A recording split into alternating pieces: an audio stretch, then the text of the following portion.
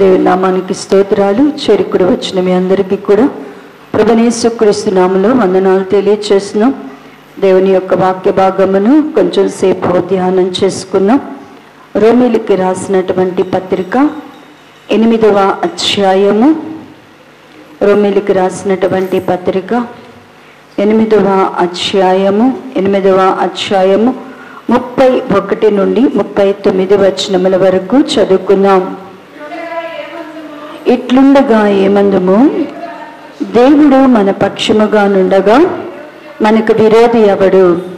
తన సొంత కుమారుని అనుగ్రహించుటకు వెనుతీయక మనందరి కొరకు ఆయనను అప్పగించిన వాడు ఆయనతో పాటు సమస్తమును మనకెందుకు అనుగ్రహింపడు? దేవుని చేత ఏర్పరచబడిన వారి మీద నేరము మోపువాడెవడు? నీతిమంతులుగా తీర్చువాడు దేవుడే. శిక్ష విధించువాడెవడు? చనిపోయిన క్రీస్తు యేసే. అంతేకాదు, మృతులలో నుండి లేచిన వాడును దేవుని కుడిపార్శ్వమున ఉన్నవాడును మన కొరకు విజ్ఞాపనను చేయువాడును ఆయనే. క్రీస్తు ప్రేమ నుండి మనలను ఎడబాపు వాడెవడు? శ్రమయైనను, బాధైనను, హింసైనను, కరువైనను, వస్త్రహీనతైనను, ఉపద్రవమైనను, ఖడ్గమైనను మనల్ని ఎడబాపున.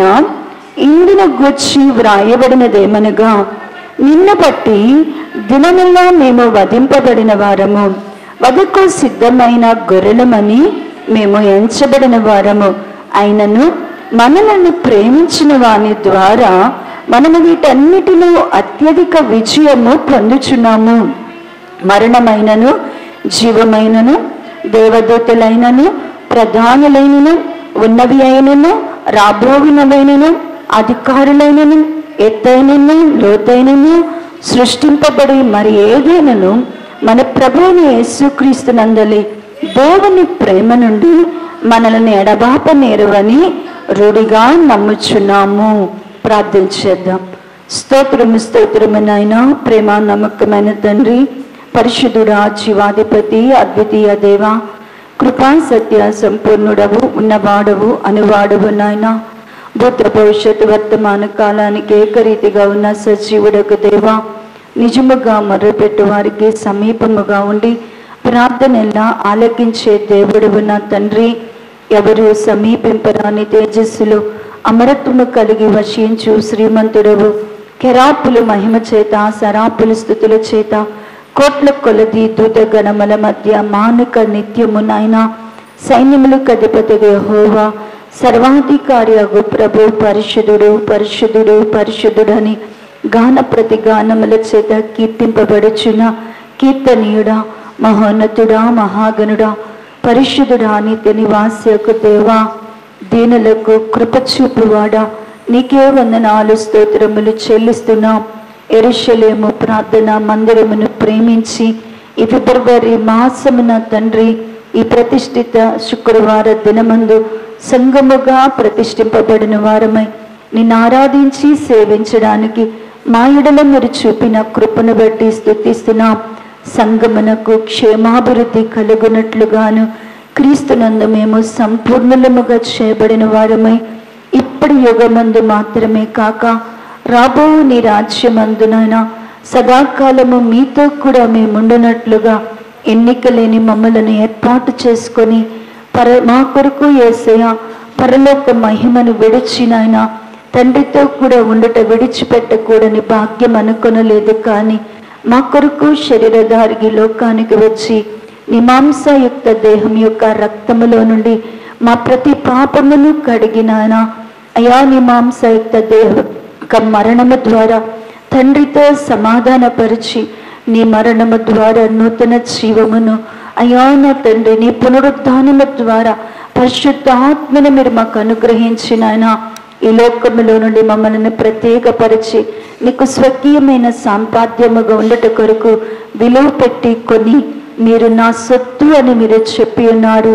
మేము మా వారము కాదు ప్రభువా, మేము నీ వారమై ఉన్నాము కనుక ఈ దేహముతో ఉన్నంత కాలము, మాలోని జీవవాయువు ఉన్నంత కాలము ప్రభువా నీ మహిమ నిమిత్తమై జీవించగలిగిన సంఘముగా మేముండడానికి నాయన నీ కృపా సమృద్ధిని మాకు దయచేయండి.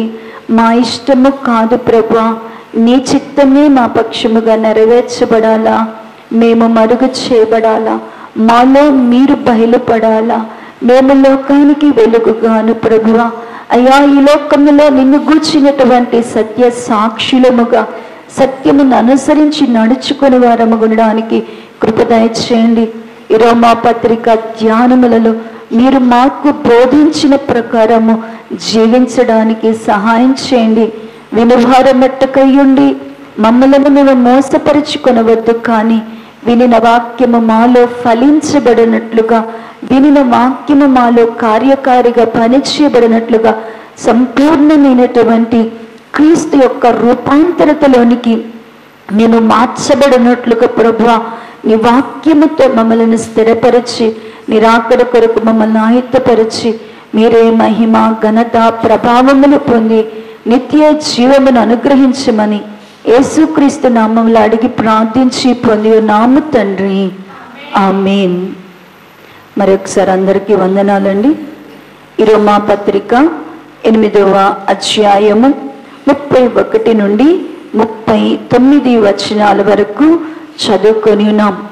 ఈ చదవబడినటువంటి లేఖన భాగములో ఈ రోమా పత్రిక అంతటిని కూడా మరి దేవుడు చాలా సువివరణగా వివరించడానికి, ప్రతి మాటలో ఉన్నటువంటి క్రీస్తు యొక్క మర్మాన్ని బోధించడానికి దేవుడు ఇష్టపడి నేర్పించున్నాడు. కాబట్టి ఖచ్చితంగా ఈ రోమా పత్రిక మనము బైబిల్లో 66 అధ్యాయాలు ఉంటే 66 అధ్యాయాల్లో 66 పుస్తకాలు, గ్రంథాలు, మొత్తానికి 66 మరి పుస్తకాలు మరి ఉంటే ఈ గ్రంథాల్లో 66 గ్రంథాలలో 65 గ్రంథాలలో ఒక ఎత్తు రోమా పత్రిక ఒక ఎత్తు. ఇంకొక ఎత్తు ఏంటి అంటే 64 గ్రంథాలు ఒక ఎత్తు, ప్రకటన గ్రంథం ఒక ఎత్తు. అంటే ఉన్న ఆది కాండం నుంచి ప్రకటన గ్రంథం వరకు మనం ధ్యానం చేస్తే ఒక వ్యక్తి దేవుని రాజ్యానికి వెళ్ళడానికి నేను 66 అధ్యాయాలు ధ్యానం చేయలేను, నేను 66 అధ్యాయాలు నేర్చుకోలేను, నేను 66 అధ్యాయాలను పాటించలేను. నా ఆత్మీయ జీవితానికి అవసరమైనటువంటి ఒక్క పుస్తకాన్ని నాకు ఇవ్వండి అంటే ఈ రోమా పత్రిక, ఇది కనుక ఈ రోమా పత్రికలో మొదటి అధ్యాయం నుండి 16 అధ్యాయాలు ఉన్నాయి. ఈ 16 అధ్యాయాలు ఉన్నటువంటి సత్యాన్ని మనం గ్రహించి అవలంబించగలిగితే మనకి పరలోక ద్వారాలు తెరవబడినట్లుగానే. అంటే ఇక మన ఆత్మీయ జీవితానికి అవసరమైన ప్రతి మాట కూడా ఎక్కడ దొరికిద్ది అంటే కనుక రోమా పత్రికలో దొరికిద్ది. ప్రకటన గ్రంథం ఏంటి అంటే దేవుడి రాజ్యానికి పోయినాక మనం ఎలా ఉండబోతున్నాము, పరలోక రాజ్యానికి వెళ్ళిన తర్వాత మనం ఏ స్థాయిలో, ఇక్కడ అనుకుంటాం కదా మనము మొదటి లైన్లో ఉండాలా, చివరి లైన్లో ఉండాలా, దేవదూతలతో ఉండాలా, మనుషులతో ఏర్పరచబడిన వారితో ఉండాలా, యాజక రూపమైన రాజ్యంగా ఉండాలా, అక్కడ కేవలము ఖర్జూరపు మట్టలు పట్టుకుని దేవుని స్తుతించే వారం ఉండాలా, సింహాసనాల మీద కూర్చుండాలా, లేకపోతే ఆరాధికులుగా ఉండాలా, అక్కడ వాయిద్యకులుగా ఉండాలా, లేకపోతే ఆ యొక్క సింహాసనం దగ్గర ఆ పరదేశంలోని మనం ఉండిపోవాలా? ఏంటి మన స్థితి అంటే పరలోకములో నువ్వు ఎలా ఉండాలా, నీ కొరకు దాచబడింది ఏంది, అక్కడ నువ్వు ఉన్నాయినా అక్కడ దేవుని యొక్క బహుమానాన్ని, అక్కడ దేవుడు ఇచ్చేటువంటి ఫలాన్ని పొందాలి. ఏ ఫలము నువ్వు పొందాలా, అక్కడ ఏ బహుమానం నువ్వు పొందాలి, అక్కడ నీకు ఆధిక్యతను దేవుడు ఇవ్వాలి అంటే కనుక ప్రకటన గ్రంథం ధ్యానం చేయాల. పర సంబంధమైన ప్రతి ఆశీర్వాదాన్ని, అక్కడ ఏమేమి ఉందో, అక్కడ ఏం జరిగిద్దో అది తెలుసుకోవాలంటేనేమో ప్రకటన గ్రంథము. భూమి మీద ఒక విశ్వాసి రక్షింపబడిన నీవు పరిశుద్ధపరచబడి దేవుని చిత్తం చెయ్యాలా, దేవుని ఉద్దేశం నేను చెయ్యాలి అనుకుంటే రోమా పత్రిక ధ్యానం చేయాల. అటువంటి రోమా పత్రిక ధ్యానం చేయడానికి దేవుడు ఎంత మహాకృపను మనకిచ్చారు. ఏదో పైన సంగతులు నేర్పించినట్లుగా దేవుడు ఏమి మనకి నేర్పించటలా. పై సంగతులు ఏమైనా చెప్తున్నారా?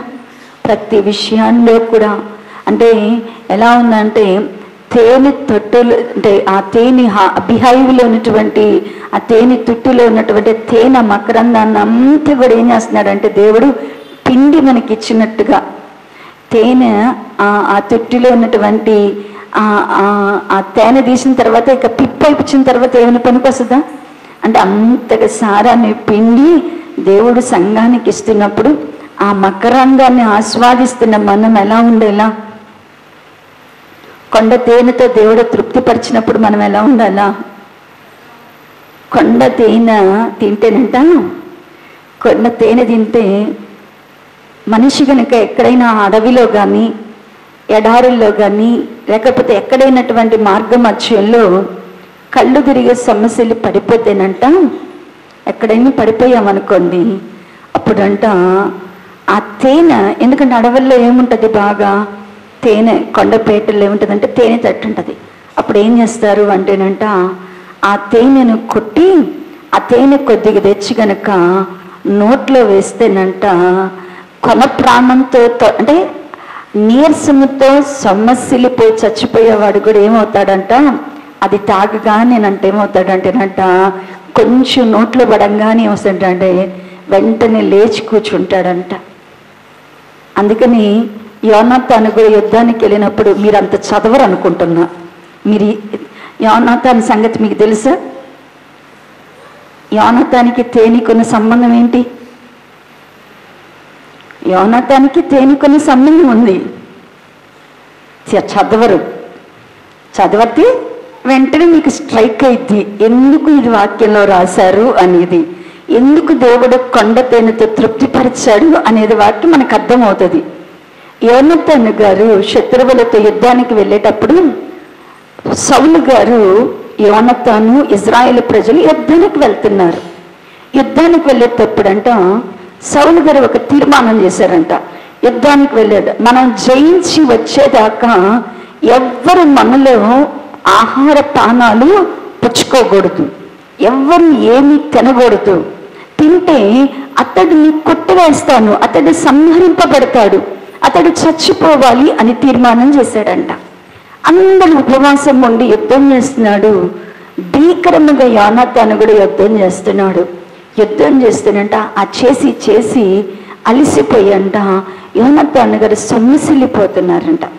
సొమ్మసిల్లిపోతుంటే నీరసించిపోతుంటే అప్పుడంట ఆయన చేతులు ఉన్న కర్రతో ఆ తేనె తిట్ట దగ్గరికి వెళ్ళి ఆ తేనెలో ముంచి ఏం చేశాడు అంటేనంట ఆ తేనెను నాకి తన ప్రాణాన్ని తెప్పరిల చేసుకొని జయించి వచ్చినాక అప్పుడు తీర్మానం చేసుకున్నాడు. ఏమని? తిన్నవాడు ఏమవుతాడు?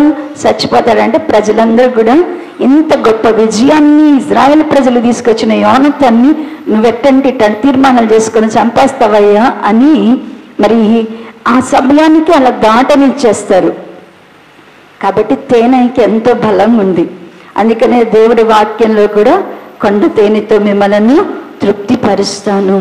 తేనెను దేవుడు ఇజ్రాయేల్ ప్రజలకు కూడా ఆహార పానాల్లో ఏమిచ్చాడు అంటేనంట మరి మరి గొర్రె పశువుల పాలు తేనెలను, వారికి ఆహారంలో పాలు తేనెలు, పెరుగు తేనె, వాళ్ళ కాంబినేషన్ ఏంటి అంటే కనుక పాలు తేనె, పెరుగు తేనె.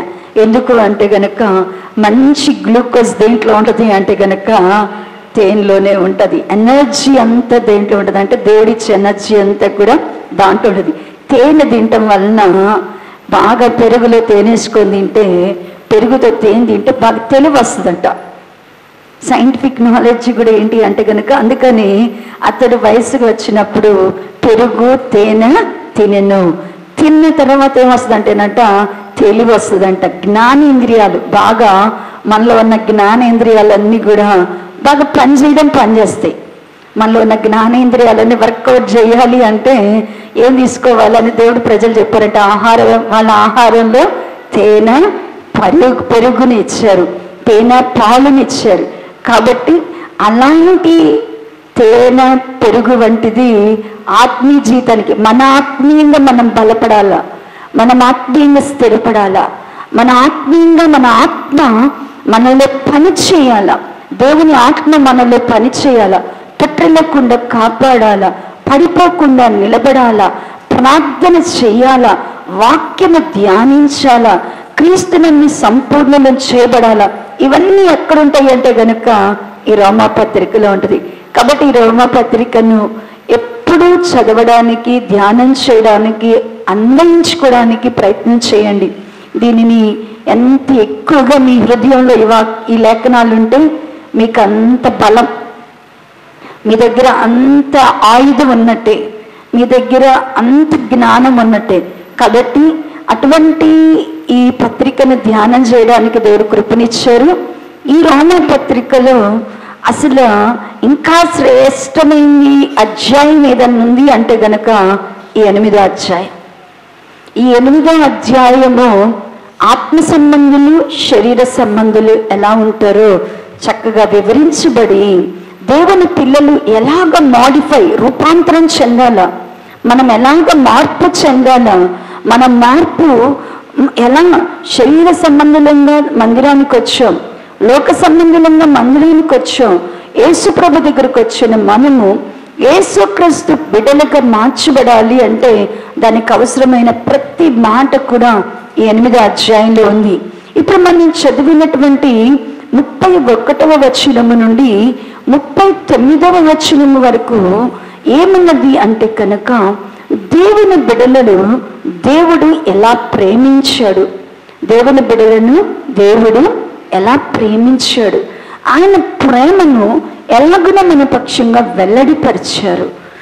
మనము ఆయనను ప్రేమిస్తే, దేవుని పిల్లలముగా ఆయన మనం ప్రేమిస్తే మనం ఎలా ఉంటాం, దేవుని ప్రేమించే వారి పరిస్థితి ఏంటి, దేవునిని ప్రేమించేవారు ఎలా ఉండవాలని దేవుని చిత్తమై ఉన్నదో ఈ యొక్క వచనాలలోని సారాంశం ఉన్నది.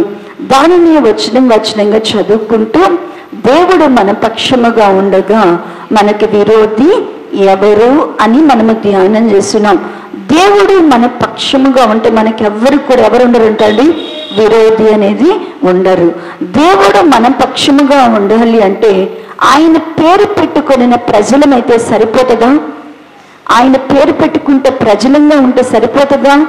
మరి దేవుని పిల్లలమైనటువంటి మనము ఆయన మన పక్షముగా ఉండాలంటే ఆయన మనల్ని గూర్చి వీరు నా జనులు అని చెప్పుకోవడానికి మనల్ని గూర్చి ఆయన ఎంత మాత్రం కూడా ఏమకూడదు, సిగ్గుపడకూడదు. వీరే నా జనులు అని మన గూర్చి ఆయన దేవుడు చెప్పుకునేటట్లుగా, వీరు నా పిల్లలు అని దేవుడు సాక్ష్యం ఇచ్చేటట్లుగా మనము మార్చబడాల.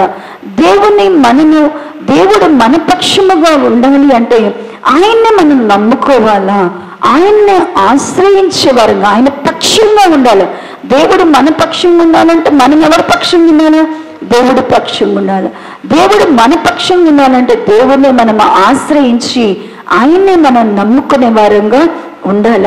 ఈ కింద వచనాల్లోనికి వస్తే ఇంకా అంటున్నాడు కదా, తన సొంత కుమారుని అనుగ్రహించుట వెనుతీయక మనందరి కొరకు ఆయనను అప్పగించిన వాడు ఆయనతో పాటు సమస్తమును మనకెందుకు అనుగ్రహింపడు అని తండ్రి యొక్క దేవుడు ప్రభు అయిన యేసుక్రీస్తు ప్రభువారిని ఎందుకు మన కొరకు అనుగ్రహించి ఉన్నాడు?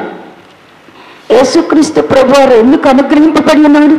కుమారుడు మనకి ఎందుకు కుమారుడుగా ఎందుకు తండ్రి యొక్క దేవుడు మనకు అనుగ్రహించున్నాడు? కుమారునిగా ఎందుకు ఇచ్చున్నారు? యేసుక్రీస్తు ప్రభువారిని ఎందుకు కొరకు తండ్రి యొక్క దేవుడు మన కొరకు అప్పగించి ఉన్నారు, అనుగ్రహించి ఉన్నాడు? ఎందుకు అనుగ్రహించి ఉన్నాడు? 4 విషయాలు 5 విషయాలు ధ్యానం చేస్తాం కదా. ఎందుకు ఇచ్చిన్నారు యేసు ప్రభువారిని? ఎందుకు వచ్చినారు యేసు ప్రభువారిని? తండ్రి యొక్క దేవుడు దేనికి అప్పగించున్నారు మనల్ని? చెప్పనమ్మా, 5 విషయాలు ఏదో చెప్పాను, మీరు ఇలా మర్చిపోతే చాలా బాధగా ఉంది. మన పాపముల నుండి మనల్ని విడిపించడం కొరకు యేసుక్రీస్తు ప్రభు వారిని మన కొరకు తండ్రి యొక్క దేవుడు ఏం చేశారంట? తన ఏకైక కుమారుణ్ణి, పరలోక మహిమలో ఉండే కుమారుణ్ణి, దేవదూతల చేత కొనియాడబడే కుమారుణ్ణి, తండ్రి యొక్క తండ్రి కుడి పార్శ్వమున ఉండే కుమారుణ్ణి మన కొరకు ఏం చేశారు? యేసుక్రీస్తు ప్రభు వారిని అనుగ్రహించారు. మరి రెండవదిగా శత్రువు చేతిలో నుండి, మనల్ని ద్వేషించే వారి చేతిలో నుండి విడిపింపబడి జీవిత కాలమంతంగా నిర్భయముగా మనము దేవుణ్ణి సేవించాలని తన కుమారుణ్ణి ఏం చేశాడంటే మనకి అనుగ్రహించి ఉన్నారు దేవుడు. మూడవదిగా మన రోగములను స్వస్థపరచుట కొరకు, మన నడినెత్తి మరుకాల వరకు కొంచెమైనా స్వస్థత లేదు. మనకి స్వస్థత కావాలి అంటే ఆయన మన వ్యాధులను, మన వ్యసనములను ఆయన వీపు మీద వేయబడాల. ఆయన భరిస్తే అందుకొరకు ఆయన దెబ్బలు తింటేనే కానీ మనకేమి రాదు అంటేనట స్వస్థత రాదు. ఆయన మనల్ని స్వస్థపరచుట కొరకు తన కుమారుని మనకి అనుగ్రహించినారు. మనము తిరుగుబాటు చేసి దేవుడిచ్చినటువంటి దేవుడు మనకి ఏదైతే ఐశ్వర్యం ఇచ్చున్నారో, దేవుడు మనకి ఏదైతే సహాయం, అవన్నీ కూడా మనం ఏం చేస్తున్నాం? పోగొట్టుకొని ఉన్నాం. దేవుడు తన కృపను బట్టి మన దారిద్రతను ఆయన అనుభవించి మనల్ని క్రీస్తువంతులైన మనల్ని కృప ద్వారా ఏం చేస్తున్నాడు? ఆయన మనల్ని ధనవంతులుగా చేసి ఉన్నాడు. ఆయన దుష్టత్వము చేత ఆశీర్వాదాన్ని పోగొట్టుకున్నాం. మనం దుష్టత్వము చేత ఆశీర్వాదాన్ని మనం ఎందుకు మన మీద ఆశీర్వాదము పోయింది అంటే, ఎందుకు మనము శాపగ్రస్తులం అయ్యాము అంటే దుష్టత్వము చేత ఆశీర్వాదాన్ని పోగొట్టుకున్నాం. ఇప్పుడు దుష్టత్వములో నుండి మనల్ని మరలించడం ద్వారా యేసుక్రీస్తు ప్రభు వారు మనల్ని ఏం చేయబోతున్నాడు అంటండి? యేసుక్రీస్తు ప్రభు వారి ద్వారా అబ్రహాము గారికి ఉన్న ఆశీర్వాదాలన్నీ కూడా మనకి అనుగ్రహింపబడతాయి. కాబట్టి ప్రియులారా, దేవుడు తన సొంత కుమారుణ్ణి ఇందు కొరకే మనకి అనుగ్రహించటంలో ఏం చేయలేదంట? వెనుతీయలేదు. యేసుక్రీస్తు ప్రభు వారు కూడా తన ఒక్కగానొక్క కుమారుడైనటువంటి యేసు ప్రభు వారిని తండ్రి యొక్క దేవుడు ఈ లోకాన్ని రక్షించడానికి, ఈ ప్రజలను రక్షించడానికి నువ్వు వెళ్తావు అన్నప్పుడు యేసుక్రీస్తు ప్రభు వారు కూడా తండ్రి చిత్తానికి ఏం చేశారంట? లోబడారు. యేసు ప్రభు వారికి కూడా చూడండి ప్రియులారా, ఎలాగ మన ఎడల యేసు ప్రభు వారికి ఉన్నటువంటి ప్రేమని గురించి రాస్తూ చూడండి. ఫిలిప్పీలకు రాసినటువంటి పత్రిక 2వ అధ్యాయము 6వ వచన భాగము నుండి చదవండి. ఆయన దేవుని స్వరూపము కలిగిన వాడయుండి దేవునితో సమానముగా ఉండుట విడిచిపెట్టకూడని భాగ్యమని ఎంచుకొనలేదు, కానీ మనుష్యుని పోలికగా పుట్టి దాసుని స్వరూపమును ధరించి తన్ను తానే రిక్తునిగా చేసుకొనెను.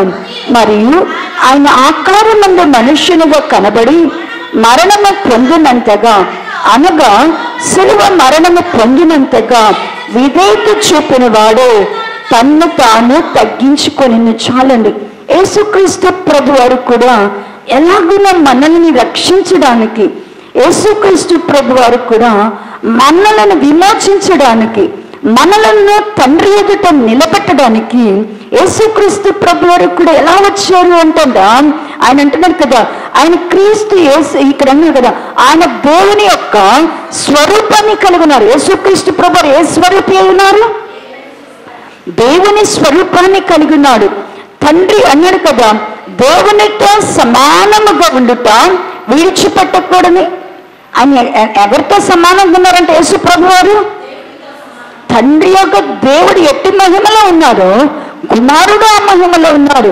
తండ్రితో కూడా ఉండుట సమానముగా, తండ్రితో సమానముగా ఉండేటువంటి యేసుక్రీస్తు ప్రభు వారు దానిని విడిచిపెట్టడానికి ఎంత మాత్రం కూడా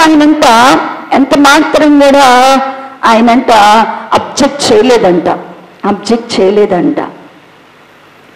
మనకి ఏదైనా ఒక స్థానం ఇచ్చి కొంచెంసేపు వాళ్ళు ఉంటారు, లేక పక్క చెప్పుకుంటారు అమ్మా అంటే మనం ఒప్పుకుంటాము?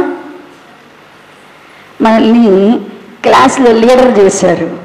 లీడర్ చేసినాక ఆ లీడర్ నువ్వు చేసే 10 రోజులు పక్కనోడికి లీడర్షిప్ ఇద్దాం, పక్కగా జరుగు అంటే ఒప్పుకుంటాము. మన స్వభావం నీతో ఏముంటుంది? మన ఇంటికి ఏదైనా పత్తనం ఒకటి ఇచ్చారు చేయమని, చేసిన చాలే ఈసారి నుంచి వాళ్ళు చేస్తారంటే మనం ఒప్పుకుంటామా? వెంటనే మన హృదయంలోకి ఏమొస్తుంది? ఏంటి ఇన్నాళ్ళు నేను చేశాను, నేను నచ్చలేదా, నేను సరిగ్గా చేయలేదా, నేను ఎందుకు నేను తప్పుకోవాలా? వెంటనే ఇప్పుడు యేసు తండ్రి యొక్క దేవుణ్ణి యేసుప్రభు వారు అడిగాడంట. యేసుప్రభు వారు అన్నారంట, ఇదిగో మానవులు పాపముతో నశించిపోతున్నారు. వాళ్ళు వేల కొలది గొర్రెలను, వాళ్ళు కొలది పశువులను నాకు బలిగా అర్పించి వారి ప్రాయశ్చిత్తం కొరకు రక్తము నదిగా పారినా కూడా వాళ్ళ పాపముల నుండి ఏం కలగటలేదంటే విమోచనము కలగడటలేదు. నువ్వు వెళ్ళి నా కొరకు, నా ప్రజల కొరకు మరి నీ రక్తాన్ని వారి కొరకు చిందిస్తావా అన్నప్పుడంట, అంత మహామహిమలో ఉన్న దేవుడు, మహామహిమలో తేజరిల్లినటువంటి కుమారుడైన యేసుప్రభు వారంట దేవునితో సమానముగా ఉండుట విడిచిపెట్టకూడని భాగ్యమైనా కూడా మన కొరకు ఏం చేశాడంట? విడిచిపెట్టాడు. ఇందులో ఎవరి మీద అధికమైన ప్రేమ కనపరుస్తున్నాడు యేసుప్రభు వారు? ఎందుకు పనికిరాని పాపి. మన పేరు చెప్తే మనం ఎవరో కనీసం ఈ ఊర్లో వాళ్ళకన్నా తెలుసా? చాక చెరువు దగ్గరికి పోయి పలానా పేరు అని చెప్తే ఎవరైనా మనల్ని గుర్తుపెట్టి చెప్పగలరా? ఒక ప్రాంతానికి మనం తెలీదు, కనీసం మనకు తెలిసినటువంటి మన ఇల్లు చుట్టుపక్కల వాళ్ళ దగ్గరికి వెళ్ళిన పోయి పలానా అంటే ఏమైనా చెప్తారా మన గురించి మంచిగా? ఏమైనా చెప్తారు? ఎవరికన్నా తెలుసు అంటే ఎవరండి, మా తెలీదండి అంటారు. ఎవరికి తెలియని వాళ్ళం, ఎవరికి గుర్తింపు లేని వాళ్ళము, ఏమి పనికి రాని వాళ్ళము. అయినా ఇంట్లోని మనకే ఒక్కొక్కసారి నేను ఎందుకు పుట్టాను అనుకుంటాం, ఒక్కొక్కసారి అనుకుంటాం అసలు నేను ఎందుకు, నా వల్ల ఏం ప్రయోజనం. ఇంట్లో వాళ్ళు అంటారు నువ్వు తినడానికి పడుకోవడానికి తప్పితే దేనికి నీ వల్ల ప్రయోజనం లేదు. ఏం ప్రయోజనం? నేను ఇంత కష్టపడుతుంటే నువ్వు ఇంట్లో ఇంత నిష్ప్రయోజకులము, ఎందుకు పనికిరాని మన కొరకు మనల్ని ఎవరు ప్రేమించారు? యేసుప్రభు వారు ప్రేమించి మన కొరకు ఈ లోకానికి వచ్చి మనం బ్రతకాలని, మనం ఆయన కొరకు జీవించాలని ఆయన తను ఉపేక్షించుకొని లోకానికి వచ్చి నీ ఎడల తనేం చూపించినారంటే నశించిన నీ కొరకు వెదికి, నశించిన నిన్ను వెదికి ఆయన రక్షించున్నాడు. ఇందులో యేసుక్రీస్తు ప్రభు వారి యొక్క ప్రేమ ఉన్నది. ఇంతగా ప్రేమింపబడిన మనము మరి ప్రభుని మనం ఎలా ప్రేమించాలా? అసలు దేవుణ్ణి ప్రేమిస్తున్నాము అంటే మనం ఎలా ఉంటాం? దేవుణ్ణి ప్రేమించే వారి యొక్క అనుభవాలు ఎలా ఉంటాయి? మాటల్లో చెప్పమంటే 2 మాటలు చెప్తాం. దేవుణ్ణి మనం ప్రేమిస్తున్నామంటే టకటక 2 రెఫరెన్స్లు 3 రెఫరెన్స్లు ఏం చేసేస్తాం? చెప్పేస్తాం. కానీ దేవుని ప్రేమించే వారి అనుభవాన్ని గురించి ఇక్కడ పౌలు గారు రాస్తున్నాడు. చూడండి, అదే కొంచెం సేపు ధ్యానం చేద్దాం. రోమీయులకు రాసిన పత్రిక 8వ అధ్యాయ భాగములో చూడండి 35వ వచన భాగము నుండి చదవండి. క్రీస్తు ప్రేమ నుండి మనల్ని ఎడబాపుకోదెవడు? శ్రమ అయినను, బాధ అయినను, హింస అయినను, కరువైనను, వస్త్రహీనతను, ఉపద్రవమైనను, ఖడ్గమైనను మనల్ని ఎడబాపున.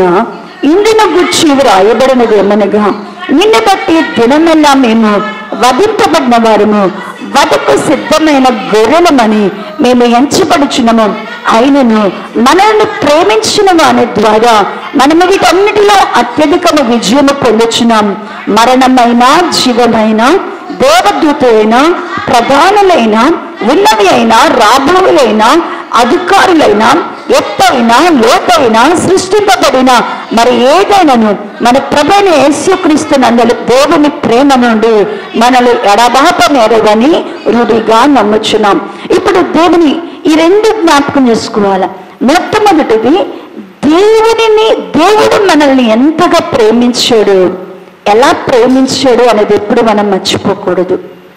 దేవుడు మనల్ని ప్రేమించాడు కాబట్టి ఆయన ప్రేమించాడు. ఆయన పరలోక మహిమను విడిచి తండ్రితో కూడా ఉండట విడిచిపెట్టబడిన భాగ్యం అనుకొనలేదు. కానీ నిన్ను నన్ను రక్షించుట కొరకు ఆయన ఎలా వచ్చాడు? శరీరధారిగా వచ్చాడు. దాసుడిగా తను తెచ్చుకున్నాడు. ఆయన మరణమంతగా నీ కొరకు ఏం చేశాడంట? తగ్గించుకున్నాడు. దేవుడు ఎందుకు మరణమంతగానే తగ్గించుకున్నాడు? ఇంకా హెబ్రీ పత్రికలో యేసుప్రభు ప్రేమను గురించి రాస్తూ హెబ్రీ పత్రిక 2వ అధ్యాయము, హెబ్రీలకు పత్రిక 2వ అధ్యాయము, హెబ్రీ పత్రిక 2వ అధ్యాయము 9వ వచన భాగము నుండి చూడండి. దేవుని కృప వలన అతడు ప్రతి మనుష్యుని కొరకు మరణము అనుభవించినట్లు దేవదూతల కంటే కొంచెము తక్కువనిగా చేయబడిన యేసు మరణము పొందినందున మహిమా ప్రభావములతో కిరీటము ధరించిన వానిగా ఆయనను చూచుచున్నాను.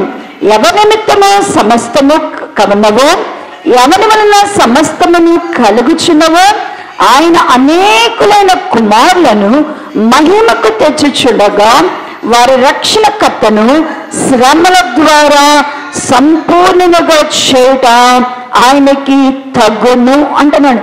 ఇక్కడ చూడండి, ఈ 2వ అధ్యాయాన్ని మనం హెబ్రీ పత్రిక ధ్యానం చేసేటప్పుడు విన్నామా?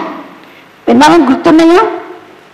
యేసుక్రీస్తు ప్రభు వారిని తండ్రి యొక్క దేవుడు ఎలా పంపించున్నారంట? దేవదూతల కంటే కొంచెం తక్కువగా ఉన్నాం. యేసుక్రీస్తు ప్రభు వారి యొక్క మరణము మనకి అన్నాడు కదా, దేవుని కృప వలన ప్రతి మనుషుని కొరకు యేసుక్రీస్తు ప్రభు కొందరి కొరకే చనిపోయాడా? ప్రతి మనుషుని కొరకు యేసుక్రీస్తు ప్రభు వారు ఏమనుభవించాడంట? మరణమును అనుభవించినారు. ఆ మరణాన్ని కూడా ఎలా అనుభవించినారంట? ఎవరి వలన సమస్తము కలిగి ఉన్నవో, ఎవరి వలన సమస్తము కలుగుచున్నవో, అంటే ఎవరి వలన కలిగినవో, ఎవరి వలన కలుగుచున్నవో ఆ రక్షణకర్తనంట ఏ తండ్రి దేవుడు ఎలా అప్పగించారంట మన కొరకు యేసు ప్రభు వారిని? అనేక శ్రమలు. యేసు ప్రభు వారు జాలిగా ట్రిప్కి వచ్చారా? పరలోకం నుంచి ఒక ట్రిప్ వేయడానికి వచ్చారా? ఆయన రాలేదు. యేసు ప్రభు వారు ఎందుకు వచ్చారు? ఎలా వచ్చారు అంటే ఇంత మహిమను వదిలిపెట్టి వచ్చారు. ఆయన నోటి మాట వచ్చేటంట సమస్తాన్ని కూడా యేసు ప్రభు వారు ఏం చేశారు? కలుగజేశారు. ప్రధాన శిల్పిగా ఉన్నారు ఆయన. ఈ సృష్టిని కలుగజేసేటప్పుడు మరి మనం చదువుతున్నప్పుడు సామెతల గ్రంథంలో అంటాడు కదా, నేను ప్రధాన శిల్పిగా ఉన్నాను అంటున్నాడు. ఆయన ప్రధాన శిల్పిగా ఉన్నాడు. సమస్తాన్ని యేసు ప్రభు వారి ద్వారా కలుగు చేయబడి ఉన్నది. సమస్తాన్ని ఆయన కలుగు చేసినాడు. ఇంకేదైనా కలగాలన్నప్పుడు కలుగు చేసేది ఎవరంటా? యేసు. అందుకని ఆ యాయేరులో ఉన్నటువంటి సేనాపతి, అక్కడ ఉన్నటువంటి సైన్యాధిపతి అంటాడు, అయ్యా నువ్వు మా ఇంటికి రావద్దు, నువ్వు వచ్చుటకు నేను యోగ్యుడిని కాదు. నేను నీ దగ్గరికి రాలేనా? నువ్వు నా దగ్గరికి లేరు. నాకేమాత్రం ఒక్కటి చెప్తూ చాలయ్యా. ఏమని అడిగాడంట? నువ్వు మాట మాత్రమే. అబ్బా, ఎంత బాగా అర్థమైందో ఆయనకి దేవుడు అంటే ఏంటో. దేవుడు అంటే అర్థం అవ్వాలంటే అన్నది మనం అనుకుంటాం కదా. ఆయన అన్నాడు, దేవా నువ్వు నా దగ్గరికి రావడానికి నేను యోగ్యుని కాదు, నీ దగ్గరికి నేను రాలేను. మనం దేవుడి దగ్గరికి వెళ్ళి నిలబడగలమా? నిలబడలేము. ఆయన మన దగ్గరికి వస్తే తట్టుకోగలమా? తట్టుకోలేము. ఇప్పుడు ఏం చేస్తే చాలన్నాడు? నువ్వు ఒక్కటి మాట మాత్రమే సెలవిచ్చినా చాలయ్యా అన్నాడు. అంటే మాటలో ఏముంది? దేవుడు సమస్తమునకు కూడా ఎలా కలుగజేస్తున్నాడు? ఆయన మాట ద్వారా కలుగజేస్తున్నాడు.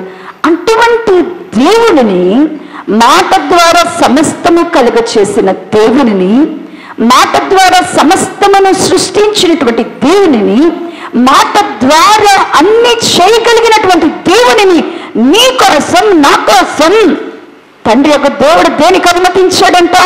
శ్రమలకు, మరణానికి అప్పగిస్తే దాన్ని యాక్సెప్ట్ చేసి యేసుక్రీస్తు ప్రభువారు ఈ లోకానికి వచ్చారు.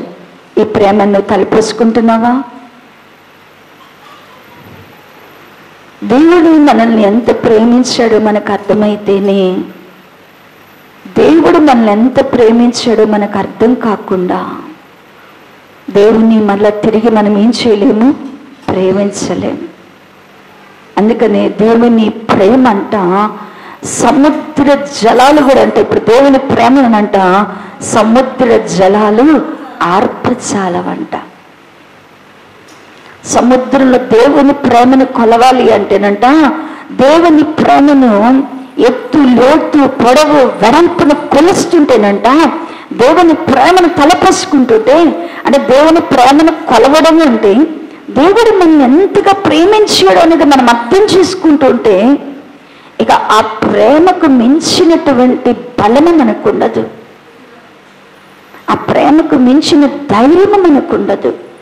అంతగా ప్రేమించిన వాని చేతుల్లో నుండి మనం విడిపోలేము. ఇప్పుడు దేవుని సంఘానికి ఏం అర్థం కావాలి? మొదటగా దేవుడు నిన్ను ఎలా ప్రేమించాడు.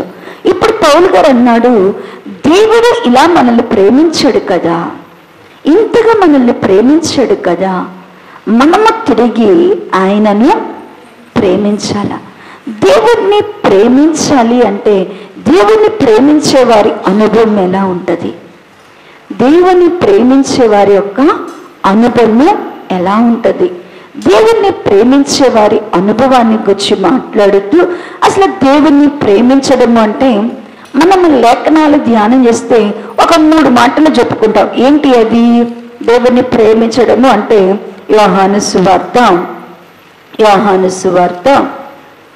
14వ అధ్యాయము, యోహాను సువార్త 14వ అధ్యాయము, యోహాను సువార్త 14వ అధ్యాయము, యోహాను సువార్త 14వ అధ్యాయము 21వ వచన భాగమును చదవండి. నా ఆజ్ఞలను అంగీకరించి వాటి గైకొనువాడు నన్ను ప్రేమించువాడు, నన్ను ప్రేమించువాడు నా తండ్రి వలన ప్రేమింపబడును, నేనును వానిని ప్రేమించి వానికి నన్ను కనబరుచుకుందును. 23వ వచన భాగమును చదివితే, యేసు ఒకడు నిన్ను ప్రేమించిన ఎడల వాడు నా మాట గైకొనును, అప్పుడు వాని తండ్రి వానిని ప్రేమించాలండి. ఇక్కడ అంటున్నాడు కదా, ఒకడు దేవుణ్ణి ప్రేమిస్తున్నాము అంటే ఏం చేస్తామంటే ప్రేమించే వారిలో ఉన్నటువంటి అనుభవం. దేవుణ్ణి ప్రేమిస్తున్నాము అంటే మనం ఏం చెప్తాం? ప్రేమిస్తున్నావా?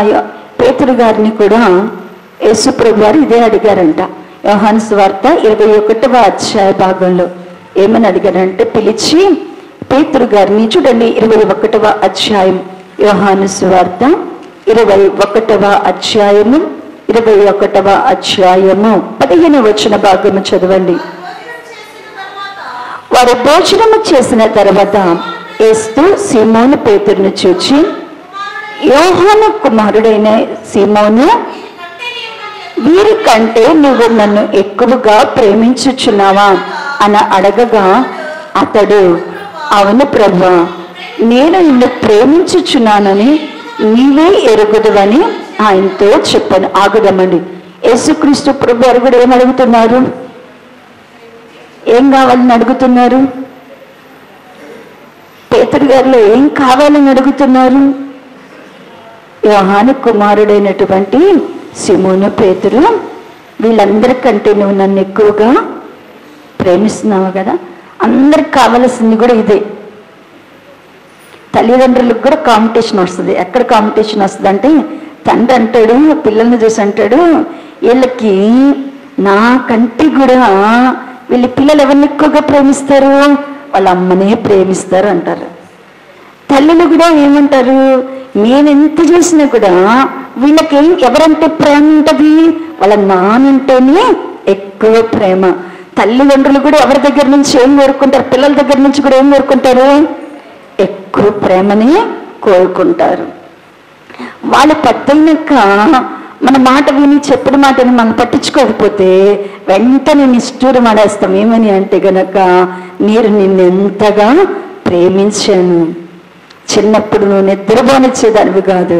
చిన్నప్పుడు పెద్ద ఆకలి నీకు రోగం వస్తే సంకనేసుకొని హాస్పిటల్లో చుట్టూ తిరిగాను. ఇప్పుడు నాకు బాధ వస్తే కనీసం నువ్వు నన్ను ఏం చేయట్లేదు, పట్టించుకోవటం లేదు. చిన్నప్పుడు నీకు ఎంత డబ్బులు ఖర్చు పెట్టాను, ఇప్పుడు నాకు ఏదైనా అవసరమైతే నువ్వేం చేయట్లేదు అంటాం కదా. ఇప్పుడు మనం కూడా అందరికీ ఏం కావాలా? ప్రేమే కావాలా. అందరికీ ఏం కావాలంటాం? భర్త మంచి డబ్బులు ఇచ్చి, సెల్ ఫోన్ కొనిచ్చి, మంచి చీరలు కొనిచ్చి, బంగారాన్ని కొనిచ్చి, కారుల్లో తిప్పి అంటున్నాడు కదా, నీకేం తక్కువైందని నువ్వు నన్ను పరుస్తున్నావు అంటే వెంటనే ప్రేమించే భార్య ఏమంటుందంటే, నాకు ఇవన్నీ వద్దు. ఏం కావాలంటది? నీ ప్రేమ కావాలా. అంటే నిజమైనటువంటి ప్రేమ ఏం తిరిగి కోరుకుంటుంది? ప్రేమించే వాళ్ళు ఏం తిరిగి కోరుకుంటారు? ఎవరు పట్టుకున్నారు ఈ పల్లావు? నాకొద్దు. ఎవరు చేపించమన్నారు ఈ నగలు? నాకొద్దు. ఎవరేమన్నారు ఈ డబ్బులు? నాకొద్దు. ఎవరి కొరకు ఈ డ్రెస్సులు? ఇందులో నేను ప్రేమ ఎదగట్లా. కూర్చొని ఎప్పుడైనా నాతో మాట్లాడావా? ఎప్పుడైనా నాకు బాగలేకపోతే పరామర్శించావా?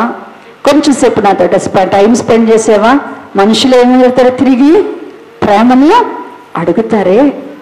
ఇప్పుడు మనం ఇదే ప్రశ్న, నీ కొరకు పరలోక మహిమను వదిలి, నీ కొరకు దాసుడుగా చేసుకొని, రిక్తుడుగా చేసుకొని, నీ కొరకు అన్ని వదిలిపెట్టి శ్రమను పడి ప్రాణాన్ని పెట్టిన యేసయ్య ఇదే ప్రశ్న మన పేరు పెట్టుకొని, జ్యోతిర్మయి అందరికంటే నువ్వు నన్ను ఎక్కువగా ప్రేమిస్తున్నావా అంటే నేనేం చెప్తాను? అదే ప్రశ్న మీరేసుకుంటే ఏం చెప్తాము? మనం ప్రేమిస్తున్నాము అంటే దానికి మనం ఏం సమాధానం చెప్తాం దేవునికి? వెంటనే అంటారు, నీకు తెలుసుగా ప్రభు ప్రేమిస్తున్నానో లేదో. పేతురు గారు అంటున్నాడు, ఏమంటున్నాడు? నీకు తెలుసు కదా ప్రభువా, నేను అందరికంటే ఎక్కువగా నిన్ను ప్రేమిస్తున్నాను లేదో అంటున్నాడు. అసలు ప్రేమించడం అంటే ఏంటి? తిరిగి తండ్రి యొక్క దేవుని కుమారుడైన యేసుక్రీస్తు ప్రభువారిని ప్రేమించడము అంటే ఆయన ఆజ్ఞని మనం ఏం చేయాలంట? గైకొనాల. ప్రేమించడము అంటే ఆయన మాట మనం ఏం చేయాలంట? వినాల. ప్రేమించడము అనేది మనం ప్రేమించామని ఆయనకి బాగా 1000 రూపాయలు వస్తే 100 రూపాయలు తెచ్చి ఇవ్వడం కాదు ప్రేమించడం అంటే. మన ఫీలింగ్ ఏంటి? ప్రేమిస్తున్నాం. డబ్బులతో ఆయన మన ప్రేమను కోరుకోవటం లేదు. మనం ఇచ్చేటువంటి వస్తువులతో ఆయన ప్రేమ కోరుకోవటం లేదు. మరి దేవుడిని ప్రేమించడము అనేది దేవుడు ఎలా కోరుకుంటున్నాడు అంటేనట, అందుకని అంటాడు కదా, మీరు ఇచ్చేటువంటి విస్తారమైన నదులంత తైలం నాకెందుకు, వేలాది గొర్రెలు పశువులు నాకెందుకు, మీరు తీసుకొచ్చేటువంటి సాంబ్రాణి నాకెందుకు, మీరు తీసుకొచ్చే చెరుకు రసం నాకెందుకు? ఇవన్నీ నేను కడుగుతున్నానా? ఇవన్నీ నేను కోరుకోవటం లేదు. ఏం కోరుకుంటున్నాడు? ప్రేమిస్తున్నాను అంటే దేవుడు మన నుంచి ఏం కోరుకుంటున్నాడంట? మాట. ప్రేమని ఏముంటది? నువ్వు దేవుని ప్రేమిస్తున్నావు అంటే దేవుని ఆజ్ఞకు నువ్వేమైపోతావు? లోబడిపోతావు. దేవుడు నీకు ఒక మాట చెప్తే నువ్వేం చేస్తావు అంటేనంట, నువ్వు చేస్తే దేవుని మాటను ఏం చేస్తావంట? ఖచ్చితంగా నువ్వేం చేస్తావంట? నీకు ఇంకేం వినపడదు, నీ చెవునికి నీ కళ్ళకి ఇంకేం కనపడదు. ఏం కనపడుతుంది? దేవుని యొక్క మాట కనబడుతుంది. దేవుని యొక్క మాట మాత్రమే నీ చెవుల్లో ప్రతిధ్వనిస్తుంది. దేవుని యొక్క చిత్తము మాత్రమే నీ కళ్ళకు కనపడుతుంది. అలాగే నీ చెవులలో నీ కంటికి దేవుడి మాట కనపడుతుంది అంటే నువ్వు దేవునిని ప్రేమించే వ్యక్తి అవుతావు. అందుకని అంటాడు యోహాను పత్రిక, మొదటి యోహాను పత్రిక 3వ అధ్యాయము, మొదటి యోహాను పత్రిక 3వ అధ్యాయము 3వ అధ్యాయము 18వ వచన భాగం చదవండి. చిన్నపిల్లలారా, మాటతోనూ నాలుకతోనూ కాక క్రియతోనూ సత్యముతోనూ ప్రేమించుము. చాలండి. మనం ఎలా ప్రేమించాలంట దేవునిని? మాటతో నాలుకతో కాదు. అంటే మన ప్రేమ అంతా ఎక్కడ ఉంటుంది? మనం దేవునంతా ఎట్లా ప్రేమిస్తున్నాం? మాటతో నాలుకతో ప్రేమిస్తున్నాం. క్రియలోకి వచ్చే తల్లికి, సత్యంలోనికి వచ్చే తల్లికి మనం ఏమైపోతున్నాము అంటేనంట నిష్ఫలమైపోతున్నాం. దేవుణ్ణి ప్రేమించేటువంటి మనము మాటతో నాలుకతో కాకూడదని దేవుడు కోరుకుంటున్నాడు. అంటే మాటతో చెప్పొద్దు, నాలుకతో మాత్రమే చెప్పొద్దు. నువ్వు ఎలా చూపించు నన్ను ప్రేమిస్తున్నావని? నీ క్రియలో చూపించు, నీ సత్యములో నువ్వు చూపించు. అప్పుడు నాకేం అర్థమవుతుంది అంటే గనక నువ్వు నన్ను ప్రేమిస్తున్నావని. అందుకని యేసుక్రీస్తు ప్రభు వారు ఒక ఉపమానం చెప్పారంట. ఆయనకంట 2 కొడుకులు ఉన్నారంట. ఒక కొడుకు చెప్పాడంట, ఏమని అంటే కనుక, ఇదిగో పలానా పని చెయ్యి అన్నాడంట. కొడుకు వెంటనే ఏమన్నాడు అంటారంట, చేస్తాను నాన్న అన్నాడంట. 2వ కొడుకుని పిలిచి నువ్వు పలానా పని చెయ్యి అన్నాడంట. అంటే ఆ కొడుకు ఏం చెప్పాడంటే, నేను చెయ్యను అని చెప్పేశాడంట. సమాధానం ఏం చెప్పాడంట? ఒకడేమేం చేశాడంట, చేస్తాను అని చెప్పాడు. ఇంకొకడు ఏం చెప్పాడు, చెయ్యను అన్నాడు. అయితే కొంచెం సేపు అయిన తర్వాత చేస్తాను అన్న కొడుకేమో చెయ్యలేదు, చెయ్యను అన్న కొడుకు ఏం చేశాడంట, చేసేసాడు. ఇప్పుడు ఎవరు ప్రేమించినట్లు, ఎవరు మాట విన్నట్టు? మాట విన్నట్టు ఎవరు చెప్పండి? చెయ్యను అని చేసినోడా, చేస్తానని చేయనోడా? మనం కూడా ప్రార్థన చేయాలంటే, ఈ రోజు నుంచి నేను తెల్లవారుజామున చేసి ప్రార్థన చేస్తానయ్యా, ఈ రోజు నుంచి నేను అస్సలు మందిరానికి టైంకి వస్తానయ్యా, ఈ రోజు నుంచి నీ వాక్యానికి లోపడతానయ్యా, ఈ రోజు నుంచి నేను సినిమాలు చూడనయ్యా, సీరియళ్ళు చూడనయ్యా, ఈ రోజు నుంచి అబద్ధాలు మాట్లాడినయ్యా, బూతులు మాట్లాడినయ్యా, కోప్పడనయ్యా, ఈ రోజు నుంచి పిచ్చి మాటలు మాట్లాడిన ప్రభు అంటాం. ఇటు ఆలోచించను ప్రభు అంటాం. కానీ అని మనం ఏం చేస్తాం, మళ్ళా చేయకూడదు దానికి. అందుకని అంటాడు కదా పేతురు గారు, అలాంటి వాళ్ళకి ఒక మాట చెప్పేశాడు. ఏంటంటేనంట, కుక్క తన వాంతికి తిరిగినట్లుగా కడగబడినటువంటి, అంటే మనము ఎంత భయంకరమైన స్థితిలో ఉన్నాము అంటేనంట, దేవుని యొక్క నీతి మార్గాలను అనుభవపూర్వకంగా తెలుసుకుని కూడా మనం ఏం చేస్తున్నాము అంటేనంట, కుక్కను తీసుకొచ్చంట సింహాసనం మీద కూర్చుండబెట్టినా కూడా అదేం మార్చుకోదంట, తన స్వభావాన్ని మార్చుకోదు. తన తోకనంట, కుక్క యొక్క తోకనంట మిషన్లతో పెట్టి స్ట్రైటన్ చేసినా కూడా అదంతా ఏమైపోతుందంటే కొంచెం సేపుకి వంకర అవుతుందంట. దానికంట తినదగిన దానికంటే ఎక్కువ పెడితేనంట అదేం చేసిద్దంట, వచ్చి ఏం చేసిద్దంట, తిన్నదంతా కూడా ఏం చేసిద్దంట, కక్కేసి మళ్ళా ఏం చేస్తుందంట, దాన్ని తింటది. దేవుని పిల్లలముగా మనము ఎలా ఉండదు, కుక్క తన వాంతికి గతికినట్లుగా. పందిని కూడా అంట తీసుకొచ్చి కడిగి సింహాసనం మీద కూర్చోబెట్టినా కూడా అదంటే బురద చూడంగానే అక్కడ తెలిపొద్దంట, బురదను చూడంగానే మాత్రం ఏమైపోద్దంట. రాణిగారి పంది కూడా ఇంతేనంట.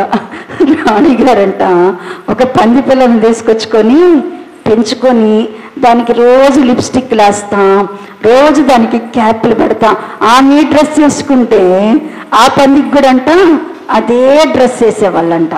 అదే డ్రెస్ వేసుకొని ఆమె రథం మీద ఉంటే ఆ రథం మీద తిప్పేవాడంట. తిప్పి దానికి ఒక రోజు అని పేరు పెట్టుకుందంట. పెట్టుకోనంట రోజు ఏం చేస్తుందంట, ఆమె ఎక్కడికి వెళ్ళినా కూడా ఆమెతో పాటు ఏముండాలంట, ఇలా ఒకరోజు రోడ్డు మీద వెళ్తా ఉందంట, రాణిగారితో పాటు కూడా వెళ్తా ఉంటే ఆ పంది పిల్లంట అందరు గుంపు గుప్పి ఏం చేత సెకండ్లు ఇస్తున్నారంట. ఒక పక్క రాణిగారికి సెకండ్లు ఇస్తా ఆటోగ్రాఫ్లు తీసుకుంటుంటే ఈ పంది పిల్ల చూడు మాత్రం అంట పక్కన మురుగ్గంట్లో ఉందంట. మురిగుంట్లో ఉండి ఆ మురుగుంట చూడంగానేనంట ఎగ్గిరి రథం మీద నుంచి అంట ఆ గుంటలో పోయిబడంట ఆనందంగా ఆడుతుందంట. బాగా ఆనందంగా ఆడుతా దాన్ని బురదనంతా పూసుకుంటా, దాని మట్టినంతా ఆస్వాదనిస్తా, ఆ కంపునంతా ఆనందిస్తుంటే నన్నంట, నువ్వు పందివని తెలిసినా కూడా నేనేం చేసుకున్నాను, పెంచుకున్నాను చూడు.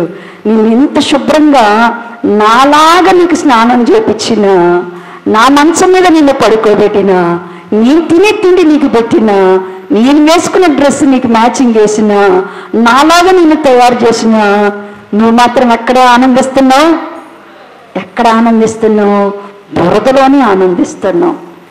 దేవుని పిల్లలు మాటతో నాలుకతో దేవుని దగ్గర కూడా ఏం చేస్తున్నారు అంటేనంట, ప్రేమిస్తున్నామని చెప్తున్నాం, ప్రేమిస్తున్నామని చెప్తున్నాం. కానీ క్రియలోనికి వచ్చే తలకి, ఆచరణలోనికి వచ్చే తలకి ఏం చేస్తున్నామంట, పాత వాళ్ళంగానే పాత స్వభావాన్ని కలిగి ఉంటున్నాం, పాత క్రియలని చేస్తున్నాం, పాత మాటలే మాట్లాడుతున్నాం.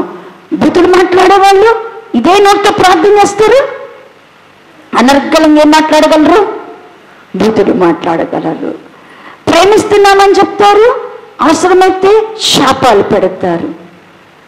అంటే ఒకే జలములో నుంచి, ఒకే దానిలో నుంచి రెండు విభిన్నమైన మనస్తత్వాలు ఎలా వస్తున్నాయి అంటే, మనందరం కూడా ఎలా ఉన్నామంటే మాటతో నాలుకతో ప్రేమించేవారమే, కానీ క్రియల్లోకి వచ్చే తల్లికి, సత్యములోనికి వచ్చే తల్లికి ఏమవుతున్నాము అంటే కనుక మాట వినటం లేదు.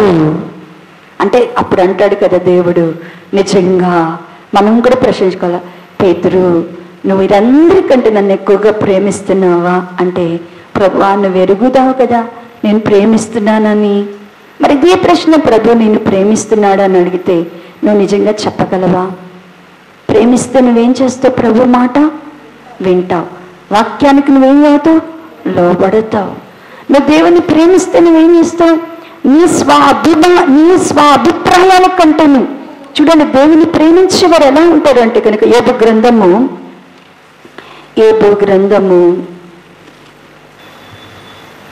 23వ అధ్యాయము, యోబు గ్రంథము 23వ అధ్యాయము 12వ వచన భాగమును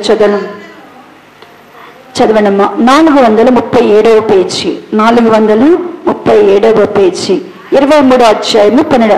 ఆయన పెదవుల ఆజ్ఞను నేను విడిచి తిరగలేదు, ఆయన నోటి మాటలను నా స్వాభిప్రాయము కంటే ఎక్కువగా ఎంచుతిని. ప్రేమించే వారి యొక్క అనుభవం, దేవుణ్ణి మనం ప్రేమిస్తున్నాము అంటే, దేవుడి నుంచి ఒక మాట వచ్చింది అంటే, దేవుని వాక్యము వెల్లడిపరచబడింది అంటే, అది ఎలా వెల్లడిపరచబడినప్పుడు మన హృదయంలో ఏ మార్పు వస్తుంది అంటేనంట, ఇక్కడ యోబు గారు చెప్తున్నాడు, ఏమని చెప్తున్నాడు అంటే, ఆయన నోటి నుంచి ఒక మాట వస్తే నా స్వ అభిప్రాయం కంటే కూడా ఎక్కువగా దేన్ని తీసుకునేవాడంట? దేవుని యొక్క మాటను తీసుకునేవాడంట. నా స్వాభిప్రాయము కంటే నేను ఎక్కువగా, ఒక్కోసారి లోతుని గురించి ధ్యానం చేస్తున్నప్పుడు, అబ్రహాం గారి గురించి ధ్యానం చేస్తున్నప్పుడు నాకు చాలాసార్లు సంఘంలో ఇలాంటి వాళ్ళంగా కనబడుతూ ఉంటాం. లోతు ఏ చాయిస్ దేవుడు తీసుకోమన్నా, ఏ చాయిస్ ఇచ్చినా కూడా తనకి ఎక్కువగా ఏది దేవుని దగ్గర నుంచి అడిగేవాడంటే కనుక తన స్వ అభిప్రాయాలను. బాగా వినండి, ఇది మనం అర్థమైతే మనం ఎలా ఉన్నామో మనకు అర్థమవుతుంది. మన అభిప్రాయాలను దేవుడి దగ్గర గ్రాంట్ చేయమంటాం. లోతు అంతే కదా. అబ్రహాం గారు అన్నాడు, నీకేం కావాలో కోరుకో, మన ఇద్దరు సేవకుల మధ్య గొడవలు వస్తున్నాయి, వద్దు నీకు కావాల్సింది కోరుకో అంటే ఆయన ఏం కోరుకున్నాడు? నువ్వు అడుగయ్యా, దేవుడు చెబుతాడు కదా నేను ఎక్కడ క్షేమంగా ఉంటాను, నేను ఎక్కడ భద్రంగా ఉంటాను, ఏది నన్ను పెంచావు కదా, నేను ఎక్కడుంటే బాగుంటుందో నువ్వు చెప్ప, నేను అడుగుతున్నాను, అడగట్టల్లా. ఛాయిస్ నీకు ఇవ్వగానే వెళ్ళిపోయి ఏం చేస్తున్నాడు, ఏది పచ్చగా ఉంది, ఎక్కడ నీళ్లు బాగున్నాయి, ఎక్కడ ఊరు బాగుంది, ఎక్కడ నేను వ్యాపారం చేయగలను, ఎక్కడ సంపాదించుకోగలను అని ఆలోచించడం. అంటే ఆయన హృదయంలో స్వ అభిప్రాయం ఎలా ఉందంటే, నేను సంపాదించుకోవాలి, ఏదిలాగా నేను కూడా ఏమవ్వాలా, నేను సరే అండి ఈ అబ్రహాము గారిలాగా నేను కూడా ఏమవ్వాలి, గొప్పవాడిని కావాలి. అది అబ్రహాము గారు, ప్రభువా నేను ఇక్కడ ఉంటానని ఏమని అడిగాడు?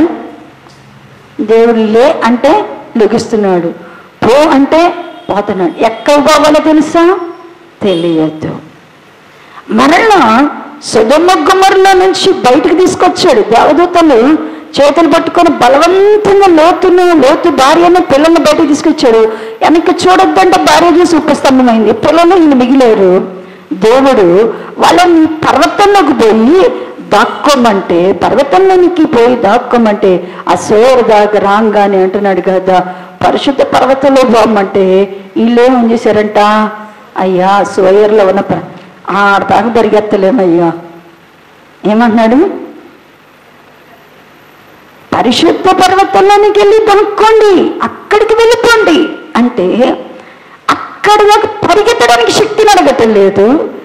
ఎక్కడ దాకా నడిపించిన దేవతలు అక్కడ దాకా మమ్మల్ని తీసుకెళ్ళమని అడగట్లేదు, సలహా చెప్తున్నాడు. ఏమని సలహా చెప్తున్నాడు, మేము అక్కడ దాకా వెళ్ళలేము కానీ ఎక్కడ దాక్కుంటాం. స్వ అభిప్రాయాలంటే ఇది. దేవుడు ఉదయాన్నే లేచి ప్రార్థన చేయమంటే తెల్లారి మెలకు రావట్లేదయ్యా, మధ్యాహ్నం చేస్తానంట. మధ్యాహ్నం ప్రార్థన చేయమంటే ఏమంటాం, రాత్రి చేస్తామంటాం. రాత్రి చేయమంటే ఏమంటాం, తెల్లారి చేస్తాం. మన జీవితం అంతా మనం ఏం చెప్తాం, మనకు అనుకూలమైనవి చేసేవాళ్ళం.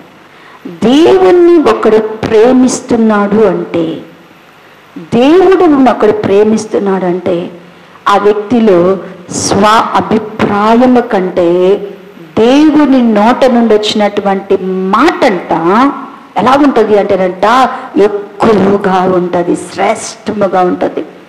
మరి మనం నిజంగా దేవుణ్ణి ప్రేమిస్తున్నామా? దేవుని మాటకి ఎక్కడ లోబడుతున్నావు? ఫలానా మాట దేవుడు మనల్ని అడిగితే నువ్వు ఏ మాట నువ్వు నా మాట విన్నావంటే ఏం చేస్తావు? నేను విన్నావు, దేవుడు విన్నామా, నా ఏ మాట నువ్వు విన్నావు? మౌనంగా ఉంటున్నావా? ఉంటావా? మౌనంగా ఉంటే ఉండలేము ప్రభు అంటాం. ప్రార్థన చేయమంటే ప్రార్థన చేస్తామా? సహించు అంటే సహించగలుగుతామా? సహించలేము. మరి ప్రేమించమంటే ప్రేమించగలుగుతామా? నీ పొరుగువాడిని ప్రేమించమంటే ప్రేమిస్తామా? ఎవరినైనా ప్రేమిస్తాను కానీ ప్రభు వీళ్ళని మాత్రం నేనేం చేయను, ప్రేమించను. మళ్ళీ దాంట్లో ఆప్షన్ పెడతాం. అంటే ప్రతి దానికి మన దగ్గర ఏముంటాయి, ఆప్షన్స్ పెట్టుకోనున్నాం. దేవునిని ప్రేమిస్తున్నాము అంటే మన స్వ అభిప్రాయము కంటే దేవుని మనం ఏం చేస్తాం, ఎక్కువగా దేవుని మాటకి ఏం చేస్తామంటేనంట ప్రాముఖ్యతనిస్తాం. ఆ మాట విన్నాం అనుకోండి, ఆ మాట విన్నప్పుడు ఎంత శ్రేష్టంగా ఉంటుందో అది అనుభవంలోనే తెలుస్తుంది. ఇంకా అంటాడు కదా, కీర్తనకారుడు కూడా చెప్తూ అంటాడు కదా, చూడండి 119వ కీర్తన 119వ దావీదు కీర్తన 119వ కీర్తన 97వ వచ్చిన భాగమే చదవండి. నీ ధర్మశాస్త్రము నాకెంతో ప్రియముగా ఉన్నది, దినమెల్లా నేను దానిని ధ్యానించుచున్నాను అంటున్నాడు కదా. ఆయన దేవుని వాక్యాన్ని గురించి మాట్లాడుతూ అంటాడు, ఆయనకన్నిటికంటే ఎక్కువగా ఏం కనపడుతుంది అంటేనంట, ఏది కనపడుతుందంట దావీదు గారికి, అయ్యా నీ వాక్యం నాకెంతో, నీకేం ఇష్టం అంటే వాక్యం ఇష్టమైన ఎవరు లేతమా? ధర్మశాస్త్రం బైబిల్ నాకు బాగా ఇష్టం. నీకేం ఇష్టం అంటే ఏం చెప్తాం? కూరల్లో రకాల కూరలు చెప్తాం, బంగారాల్లో రకరకాల, చీరల్లో రకరకాలు చెప్తాం, వస్తువులే రకరకాలు చెప్తాం. ఎవరైనా నాకు వాక్యం ఇష్టం అని చెప్పగలమా? దావీదు గారికి ఏం కలుగుతుందంట? అయ్యా నాకు అన్నిటికంటే ప్రియమైనది ఏంటి అంటే ఇంకా చెప్తాడు చూడండి. 127వ వచ్చిన భాగం, 127వ వచ్చిన భాగము. బంగారమున కంటేను అపరంజి కంటేను నీ ఆజ్ఞలు నాకు ప్రియముగా ఉన్నవి. దేనికంటే ఆయనకి ప్రియంగా ఉన్నాయంట? బంగారం కంటే, వెండి కంటే కూడా ఏం ప్రియమంట దావీదు గారికి? దేవుని యొక్క ఆజ్ఞలు ప్రియముగా ఉన్నాయంట. అంటే దేవునిని వాళ్ళు ఎలా ప్రేమిస్తున్నారో చూడండి. దేవునిని ప్రేమించడము అంటే, దేవునిని ప్రేమించాము అంటే దేవుని కంటే ఇంకా ఏది కూడా మన జీవితంలో ఏమై ఉండకూడదు? ప్రియమైనదిగా ఉండదు. ఇంకా 139వ కీర్తన, 139వ కీర్తన వచనం కాదమ్మా, 139వ కీర్తన 17వ వచ్చిన భాగము, 525వ పేజీ చదవండి. 17వ వచ్చిన భాగం. దేవా నీ తలంపులు నాకెంత ప్రియమైనవి, వాటిని మొత్తమెంత గొప్పది, వాటి లెక్కించదని అనుకుంటున్నా, అవి ఇసుక కంటేను లెక్కకు ఎక్కువై ఉన్నవి. దావీదు గారు ఇంకా చెప్తున్నాడు, దేవా నీ తలంపులు నాకెంత. అబ్బా, దావీదు గారికి ఇష్టమైనవి ఏంటంట? ప్రియమైనవి ఏంటంట? దేవుని యొక్క తలంపులు అంట. దేవుని యొక్క తలంపులు. మన తలంపులు వంటి దేవుని తలంపులు కాదు, మన మార్గముల వంటి దేవుని మార్గములు కాదు. దావీదు గారికి ఏ తలంపులంటే ప్రియమైనదంట? ఏ తలంపులు ఇష్టమంట? దేవా నీ తలంపులు నాకెంత ప్రియమైనవయ్యా, నీ ఆజ్ఞలయ్యా, నువ్వు నాకు ఇచ్చిన ఆజ్ఞలు బంగారం కంటే వెండి కంటే కూడా ఏమై ఉన్నది? ప్రియమై ఉన్నది. నువ్వు నాకు ఇచ్చిన ధర్మశాస్త్రం అయ్యా నాకెంతో ఏమైంది అంటున్నాడు? ప్రియమైనది అంటున్నాడు. అబ్బా, ప్రేమించడము అంటే అది. ప్రేమించడము అంటే మనం దేన్ని ఎక్కువగా మనం అనుకుంటాం కదా, ప్రేమించుచున్నాము అంటే అందరం ఏమంటామంటే కనుక మాటల్లో మాత్రం ఏం చెప్తామంటే కనుక కోటలు దాటాం. ఎందుకు పేతురుని ప్రశ్నేశాడు? నువ్వు అందరికంటే పేతురు నన్ను ఎక్కువగా ప్రేమిస్తున్నావు, ఎందుకు దేవుడి ప్రశ్న పేతుడి దగ్గరికి తీసుకొచ్చాడు? ఎందుకు తీసుకొచ్చాడు చెప్పండి? ఎందుకు తీసుకొచ్చుంటాడు పేతుడి దగ్గరికి ప్రశ్నను? పేతురు ఒకసారి అన్నాడు, ప్రభా నీ కోసం అవసరమైతే నేనేం చేస్తాను? నేను ప్రాణాన్ని ఇస్తాను అన్నాడు. నా ప్రాణాన్ని నీకేం చేస్తాను అంటున్నాడు? అడ్డం వేస్తాను ప్రభువా అన్నాడు. ప్రాణాన్ని ఇస్తాను అని చెప్పినప్పుడు అలాగని మరి గెత్సెమనే వనంలో ప్రభుని పట్టుకోవాల్సి వచ్చినప్పుడు మెలకువైనటువంటి దాసుని ఏం చేశాడు? చెవి నరికేసేసాడు. నరికి పారిపోయాడు. మొత్తానికి దేవుని హింసిస్తున్నప్పుడు ఏమైపోయాడు? పారిపోయాడు. ఎక్కడ ఆయన పట్టుకొని చంపేస్తారు అని చెప్పేసి మున్నారు ఏం చేశాడు? అవసరాన్ని బట్టి ఏం చేశాడు? నువ్వు దేవునితో కూడా శిష్యుడు కదవా అంటే కాదని అబద్ధం ఆడాడు. అంటే మాటతో ప్రేమిస్తున్నానని చెప్పినవాడు ఆ ప్రేమను క్రియలోకి వచ్చే తల్లికి, దేవుని ప్రేమించడము అనేది క్రియలోకి వచ్చే తల్లికి ఒక దగ్గర కోపం వచ్చేసింది, తొందరపాటు వచ్చింది, అబద్ధం వచ్చింది, తర్వాత మళ్ళా పాత స్థితి వచ్చేసింది. ఎందుకు ఈ మాట వచ్చింది అంటే కనుక పేతురులో ఎన్ని వేరియేషన్స్ వచ్చినాయో చూడండి. ప్రేమిస్తున్నాను అంటే నీ కోసం అవసరమైతే ఏం చేస్తానంటున్నాడు? ప్రాణాన్ని ఇస్తానన్నాడు. ప్రాణం ఇవ్వడం కోసం ఏం చేశాడు? ప్రాణాన్ని ఇవ్వట్లా. అయ్యా నన్ను చంపండి అని రాట్లా. ఏం చేస్తున్నాడు? యేసుప్రభుని పట్టుకొని అని సావకుడు ఏం చేశాడు? చేయబట్టుకొని పక్కన కత్తి తీసుకొని ఏం చేశాడు? చెవు నరికేశాడు. ప్రేమిస్తున్నానంటే తన ప్రాణాన్ని, అయ్యా ఆయన్ని పట్టుకోద్దయ్యా, కావాలంటే మమ్మల్ని సిలువేయండి అయ్యా అంటున్నాడా? అంటల్లా. ఆయన వద్దయ్యా, ఆయనలో ఏ దోషం లేదని కన్నీరుగా అంటల్లా. కోపము అంటే తొందర, స్వ అభిప్రాయాలు. చెవి నరికేశాడు. చెవి నరికించిన తర్వాత యేసు ప్రభువుని కొట్టుకుంటూ, దూషిస్తూ, ద్వేషిస్తూ, ఉన్నవేస్తూ, హింసిస్తూ తీసుకొని వెళ్తున్నప్పుడు ఆయనకంట ఏమైపోయిందంటే భయం వచ్చేసి ఇప్పుడు అంటున్నాడు కదా, యేసు ప్రభు వారితో కూడిన శిష్యుడు నీవే కదా అంటే మిమ్మల్ని ఏం వచ్చేసాడు? అబద్ధం వచ్చేసింది. ఇక ప్రేమ స్థానంలో ఏమైంది? ప్రేమిస్తున్నాను అన్నాడు, కానీ ఏమన్నాడు? అవసరాన్ని బట్టి ఏమన్నాడు అంటే ఆయనతో అవసరమైతే నీకుతో కూడా నేను ప్రాణం ఇస్తానన్నవాడు ప్రేమైపోయింది. ప్రాణం దక్కించుకోవడం కోసం ఏం చేస్తున్నాడు? అబద్ధం ఆడుతున్నాడు. యేసు ప్రభువారు సిలువేయబడ్డారు. ఆయన సమాధిలోనికి వెళ్ళి 3 దినాలు ఉన్నారు. ఆ తర్వాత ఈ యోహాను సువార్త 21వ అధ్యాయంలో చూస్తే పేతురు గారు ఏమైనా మామూలుగా ఉన్నారా అంటే ఆయన దేవుని చూశాడు, లేచాడని విన్నాడు, పునరుద్ధారణ ఏం చేశాడు, అన్ని విన్నా కూడా ఇక మన జీవితం ప్రభు కొరకే అంటున్నాడు అంటే అంటల్లా. యోహాను 2 చేపలు పట్టుకున్నాం పోయి అన్నాడంట. వీళ్ళందరూ పోయి ఎక్కడున్నారు? యేసు ప్రభు ఇది అడిగేటప్పుడు ఎక్కడున్నాడు? వాళ్ళందరూ కూడా సముద్రములో దిగంబరులుగా ఉండి ఏం చేస్తున్నారంట? చేపలు పట్టుకుంటున్నాడు. అంటే ఎక్కడ పిలుపు వచ్చాడు? వాళ్ళు ఎక్కడికి వెళ్ళిపోయాడు?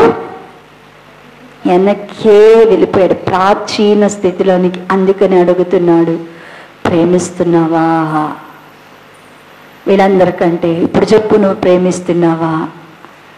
ఒకళ్ళు ప్రేమిస్తే, దేవుణ్ణి ప్రేమిస్తే వాళ్ళ స్వాభిప్రాయానికంటే దేవుని మాటే వాళ్ళ జీవితంలో ఎక్కువగా ఉంటుంది.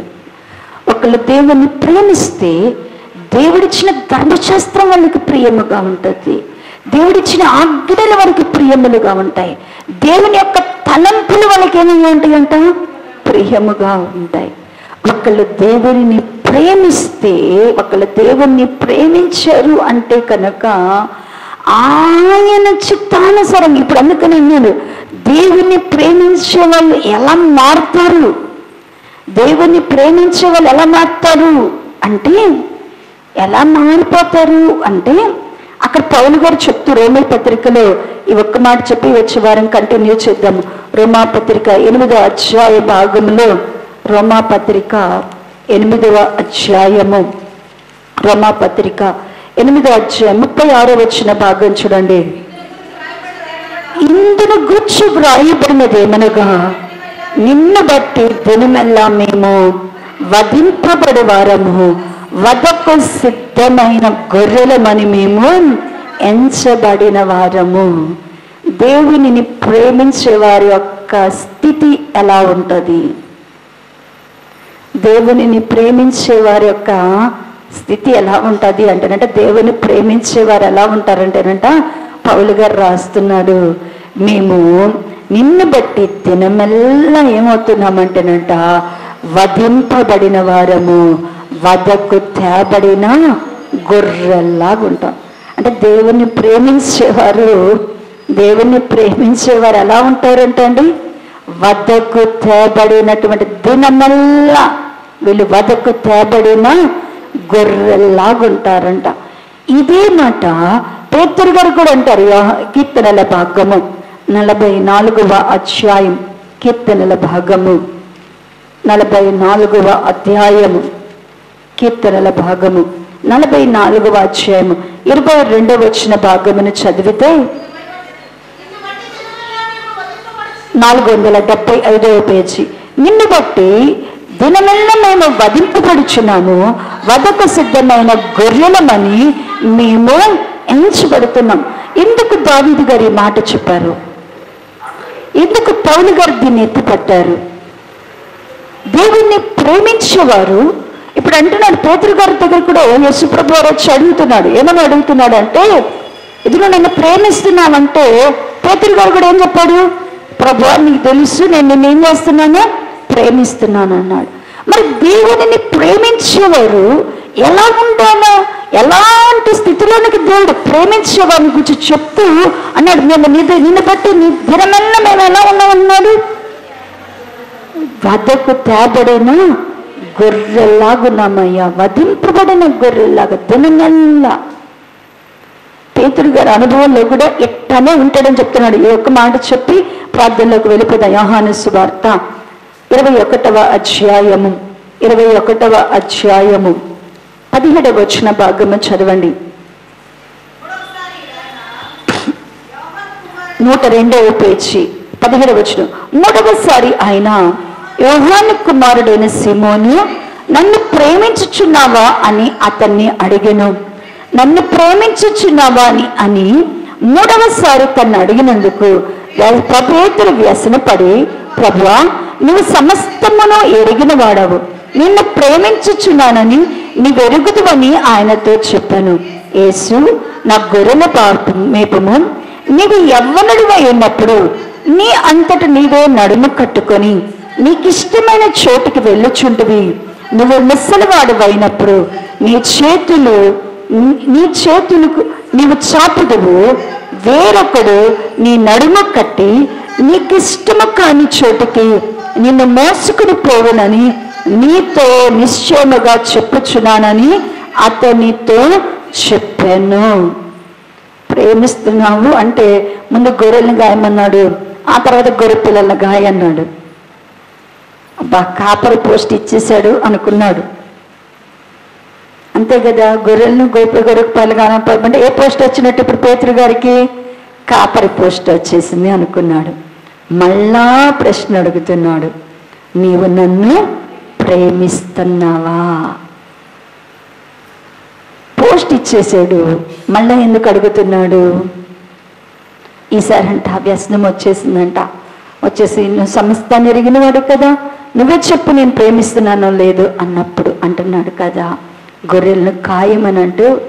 ఎప్పుడంటే నువ్వు యవన కాలంలోనూ నువ్వు బలం కలిగి ఉన్నావు, నువ్వు నడుము కట్టుకొని నీకు ఇష్టమైన చోటుకే నువ్వేం చేస్తావు, ఇప్పుడంతా నువ్వేం చేస్తావు, నీకు ఇష్టమైనట్టుగా నువ్వు కాస్తావు. అంటే అంతే, నువ్వు గొర్రెలను, నీకు ఇచ్చినటువంటి గొర్రెలను, గొర్రె పిల్లలను కాస్తావు.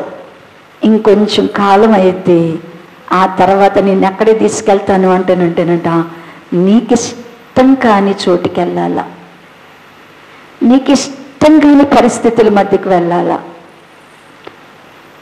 రోజు తిట్టి కొట్టి బాధ పెట్టే వాళ్ళ మధ్య ఉండాలా,